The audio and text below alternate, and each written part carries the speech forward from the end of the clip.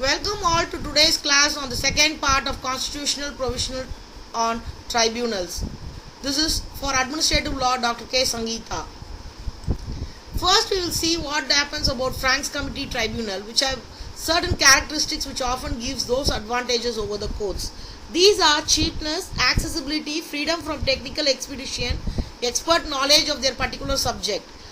So first, today the executive performs many quasi-legislative and judicial function, or a change in the role of the government from laissez-faire theory which changes, or social security and social welfare. It is not possible for an ordinary court to deal with all these socio-economic problems. Industrial dispute between the workers and the management should be decided expeditiously, not possible by ordinary court expeditiously. So administrative tribunal are established to decide various quasi-judicial issues in place of ordinary court of law. Franks Committee, which was constituted in 1957, proclaimed three fundamental objects. First one is openness, fairness and impartiality. Openness, which requires the publicity of proceedings and reasoning underlying decision, which is the speaking ideas. Second, fairness, which require adoption of clear procedure, enables parties to know their rights, to present their case fully. Impartiality, freedom of tribunal from the influence of real apparent of department concerned. The above principles are accepted in India. If you see the case law in state of Uttar Pradesh versus Mohammad Noor, the prosecutor also is an adjudicating officer, or Daksheshwari Cotton Mill versus Commissioner of Tax, West Bengal, where the tribunal did not disclose some evidence to the assessors relied upon it. The decisions were set aside by the Supreme Court. Definitions: Durga Shankar Mehta versus Rahuraj Singh. The Supreme Court defined tribunal in the following word: the expression tribunal as used in 136 does not mean the same thing as the court, but includes within its ambit all the adjudicating bodies, provided they are constituted by the state and are invested with the judicial as distinguished form of administrative or executive function.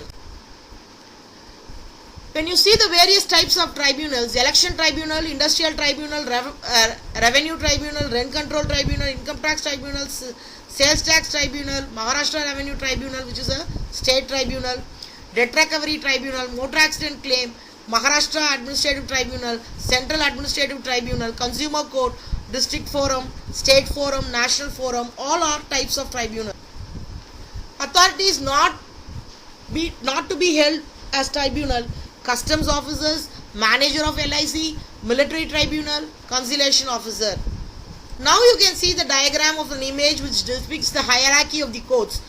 The apex court is Supreme Court, next is the High Court of all the states, next the metropolitan level where you have the city civil court and the court of small causes. In criminal cases, the session court, the first class metropolitan, and the magistrate court. Next you have the district level courts where you have the civil district court, civil judge, the senior division or junior division bench, criminal sessions court, and the judicial magistrate. When you see tribunals, you have the Central Administrative Tribunal, Income Tax Tribunal, Motor Accident Claim, Small Causes, Cooperative Tribunals, Rent Control Tribunals, National Green Tribunal, and you have the Industrial Court and the Labour Court and the Family Courts. You also have the Fast Track Courts and Special Courts for special purposes.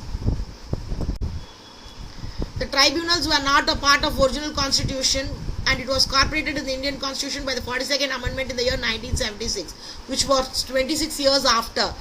When you see Article 323A, which deals with the administrative tribunals on service matters, and Article 323B, which deals with the tribunals for other matters.